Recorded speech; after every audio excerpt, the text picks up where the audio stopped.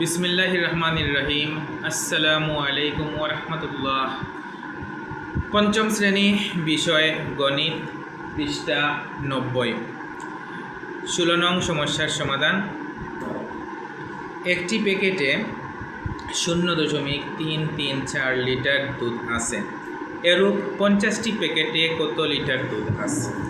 আমাদেরকে প্রথমে লিখতে হবে একটি প্যাকেটে দুধ আছে 0.334 লিটার। তাই আমরা লিখলাম একটি প্যাকেটে দুধ আছে 0.334 লিটার। এবার বের করতে হবে 50টি প্যাকেটে কতটুকু দুধ আছে। সুতরাং 50টি প্যাকেটে দুধ আছে, আমরা জানি যে বেশি হলে গুণ। একটি প্যাকেটে দুধ আছে 0.334, তাহলে 50টি প্যাকেটে আরও বেশি থাকবে, তাই গুণ। আর সহজে বোঝার জন্য উপরে এক থাকলে গুণ। এবার কিভাবে গুণ করব? এই যে 0.334 গুণ এই 50। এবার এই 334 এখানে নিলাম আর এই 50 এখানে নিলাম। এবার 0 দিয়ে গুণ, 4 0 0 3 0 0 3 0 0। এবার গুণ চিহ্ন। এবার 5 দিয়ে, 4 5 20, 20 0 হাতে 2, 3 5 15, হাতের 2 17, 17 7 হাতে 1, 3 5 15, হাতের 1 16। এবার হবে যোগ, 0 0 0 0 0 0 সাথে 7, 6 6, 1 1। এতটুকু আমরা উত্তরে নিয়ে গেলাম, অর্থাৎ সমান চিহ্নের পরে লিখলাম। এবার দশমিকের পালা। দশমিকের পর 1 2 3, তিনটি অঙ্ক, তিনটি অঙ্কের আগে দশমিক। 1 2 3, এই তিনটির আগে দশমিক। অর্থাৎ 50টি প্যাকেটে দুধ আছে 16.700 লিটার। 17 নং সমস্যার সমাধান। একটি গাড়ি 2.5 ঘন্টায় 114.5 কিলোমিটার যায়। গাড়িটি 1 ঘন্টায় কত কিলোমিটার যায়? যদি 2.5 ঘন্টায় 114.5 কিলোমিটার যায়, তাহলে 1 ঘন্টায় আরও কম যাবে, আর কম হলে ভাগ। এবার সাজিয়ে লিখতে হবে। প্রথমে লিখতে হবে একটি গাড়ি 2.5 ঘন্টায় যায় 114.5 কিলোমিটার। তাই আমরা লিখলাম একটি গাড়ি 2.5 ঘন্টায় যায় 114.5 কিলোমিটার। তারপর লিখেছি সুতরাং একটি গাড়ি 1 ঘন্টায় যায়। 1 ঘন্টায় চাওয়া হয়েছে, তাই লিখেছি 1 ঘন্টায় যায়। আমরা আগেই বলেছি যে ভাগ হবে, সহজে বোঝার জন্য নিচে 1 থাকলে ভাগ। 114.5 ভাগ এই 2.5। এবার দেখতে পাচ্ছি আমরা যে এই যে 2.5, এটা দিয়ে তো আমি ভাগ করব। এটা হচ্ছে বাজক, বাজকে দশমিক। বাজকে দশমিক থাকলে সেই দশমিক উঠানোর চেষ্টা করতে হবে। আমরা কিভাবে উঠাবো একটু বুঝে নেই। দশমিকের পর 1 ঘর থাকলে 10, 2 ঘর থাকলে 100। অর্থাৎ দশমিকের পর দশমিকের পর যাই থাকুক তা আমরা 1 দিয়ে 0 বসাবো। যেমন দশমিকের পর একটি অঙ্ক থাকলে 1 দিয়ে একটি 0, দুটি অঙ্ক থাকলে 1 দিয়ে দুটি 0, তিনটি অঙ্ক থাকলে 1 দিয়ে তিনটি 0। যেহেতু এবার একটি অঙ্ক আছে দশমিকের পর, তাই 1 দিয়ে একটি 0। 1 দিয়ে একটি 0 দিলে 10 হয়। অর্থাৎ এটাকে যদি আমি 10 দিয়ে গুণ করি, তাহলে এটাকেও কি করতে হবে? 10 দিয়ে গুণ করতে হবে। এবার এই যে 114.5 এটা লিখলাম, তারপর গুণ 10।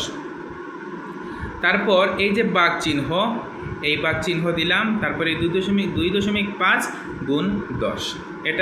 এটার যে দশমিক, এই দশমিক উঠানোর জন্য আমরা 10 দিয়ে গুণ করেছি।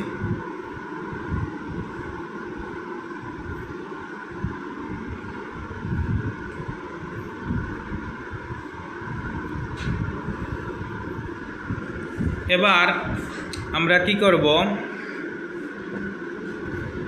এবার আমরা ভাগ করব। ভাগ করার আগে আমাদেরকে কী করতে হবে? এই যে অংশটুকু, এই অংশটুকুর মান বের করতে হবে।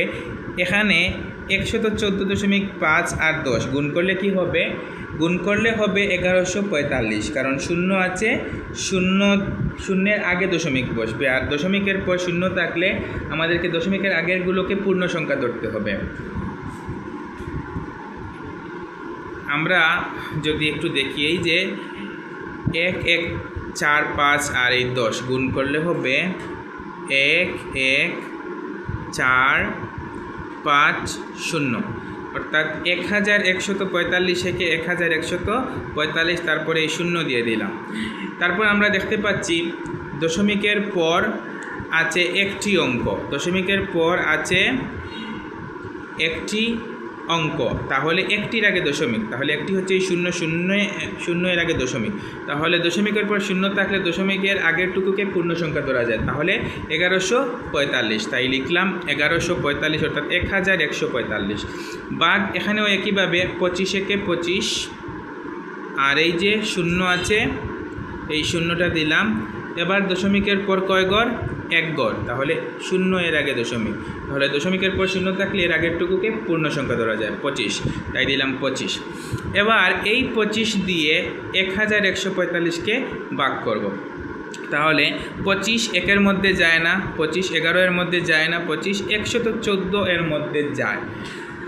আমরা এই যে দেখলাম 25-এর নামতা, 25 দুগুণে 50, 3 25-এ 75, 4 25-এ 100, 5 25-এ 125।